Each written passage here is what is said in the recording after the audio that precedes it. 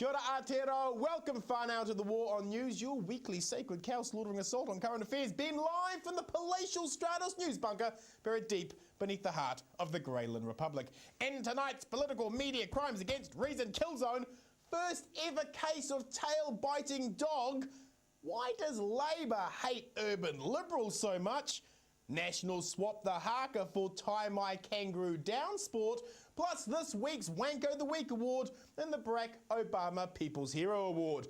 Hands up, who is sick to death of the ever-distracting digital tidal wave of latest email doctored jokes that get endlessly forwarded by thousands of newly unemployed web designers filling up your inbox alongside the multitude of Facebook mob war invites?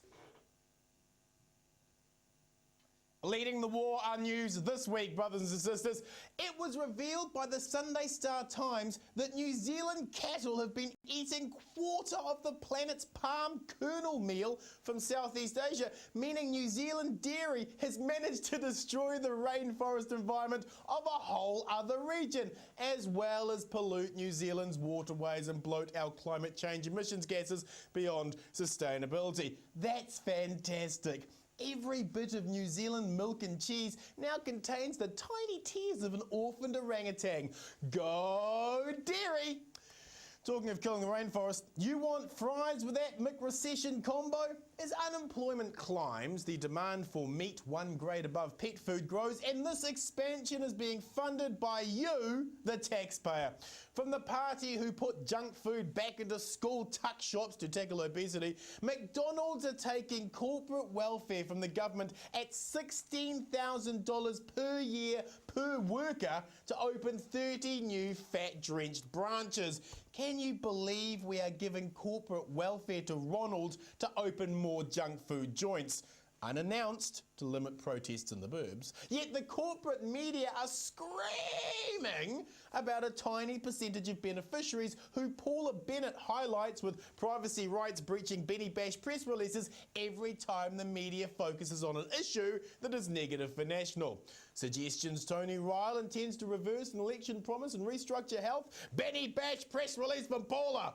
Public sector kneecapping costing 1,500 jobs. Benny Bash press release from Paula. An asteroid is about to crash into the planet, wiping out all life as we know it. Benny Bash press release from Paula.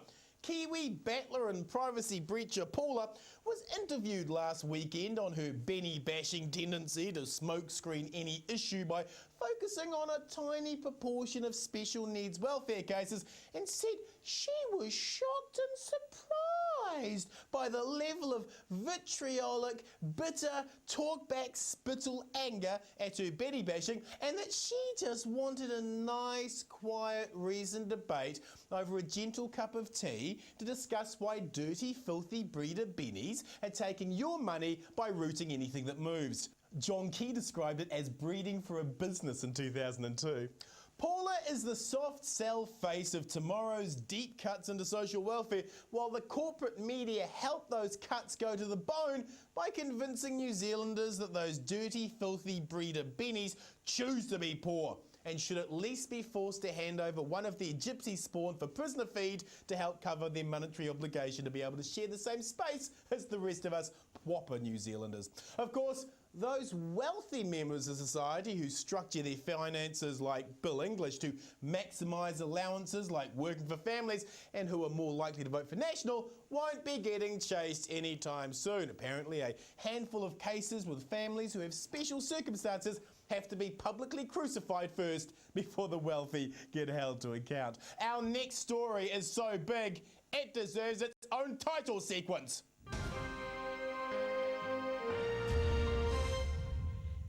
It's called Sex in the Super City because if you're Māori and Rodney gets his way, you're screwed. In the first ever case of tail bites dog, libertarian fantasist and Alan Gibbs donation receiving climate change denying mood dancer, Rodney Hyde, threatened to throw a wobbly if them Maoris get any representation on the Super City Rodney runs with his hand-picked transition team. Historically, Māori-dom offered Auckland land up as a partnership and had to endure illegal land deals and immoral legal manoeuvres to deny and rob Māori of partnership to that gifted Auckland land. To have Rodney top it off by exterminating any representation on the super city makes one wonder how that mana-enhancing relationship between National and the Māori Party is getting on. Let's see. Opening the country up to more foreign ownership, privatising New Zealand citizenship to millionaires, slapping Woody Gardner in the face and destroying Māori representation in the newly annexed Auckland super city all adds up to how much mana? Fine now, we gotta move on. Why do Labour hate urban liberals so much? After putting Zowie in solitary confinement for 10 months when he was never a terrorist threat, confiscating the seabed and foreshore for Māori, passing terrorism suppression laws that were pointless and were rightfully criticised at the time by the Greens and the Māori Party, overseeing one of the largest deforestations in New Zealand's history and not doing enough to pull children and welfare families out of child poverty, and last week, Trevor Mallard blogging to the world while on Labour's banjo-twanging bus tour of listening to the provinces that the reason the family who killed their niece during an exorcism got no prison time was because Dems was Mary's.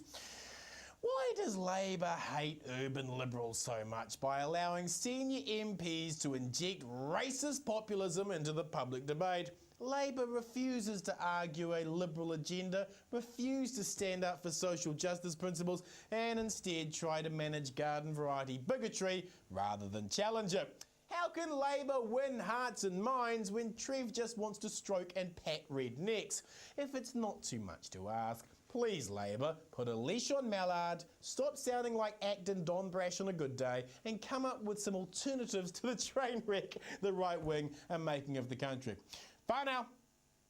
We're going to move on. National replaces the haka with a rousing round of tie my kangaroo down sport. All week, Optimist Prime, John Key, has been selling the joys of joining the Australian military, the Australian currency and the Australian economy. He topped this off with our first ever joint cabinet meeting with Australia with 8 of our cabinet ministers and 7 of theirs, the agenda of which was not released to the public. Now, I'm getting a sneaking suspicion that Optimist Prime is trying to get us to join Australia. Funny, isn't it? National bleated about the number of New Zealanders leaving to Australia, and now in power, their solution is to make it easier for Australia to simply own New Zealand. Key claimed there would be political problems to give up our currency to adopt Australia's. Don't you love how he framed handing over our monetary sovereignty as merely a political problem? Like tying our military in with Australia's semi-racist pro-American armed forces so we no longer have an independent foreign policy because we're just another state within bloody Australia is merely a problem and not treason. Don't get me wrong, I like Australians. They make our collective IQ and manners seem infinitely more refined and windswept, but I like Australians over there, not here buying up all our cheap assets, which National have just lifted the investment ceiling on to $500 million. This Optimist Prime doublespeak was matched this week by a neoliberal think tank trying to argue that we need to privatise health in New Zealand. The report breathlessly proclaimed that healthcare costs are out of control, causing a drag on society, all under the title of, you'll love this, Health, New Zealand's Untreated Addiction.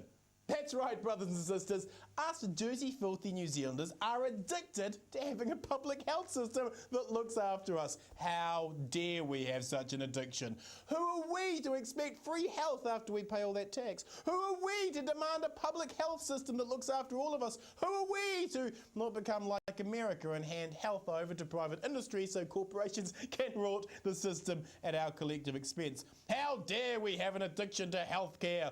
All of this would be terribly amusing if it wasn't a genuine attempt to soft sell health privatisation as some sort of cure to our public health addiction. But forget all that, because the All Blacks won. Yay! Our national virility feels reasserted. Whoop whoop. Enough of the news. Let's hand over this week's Wank o' the Week.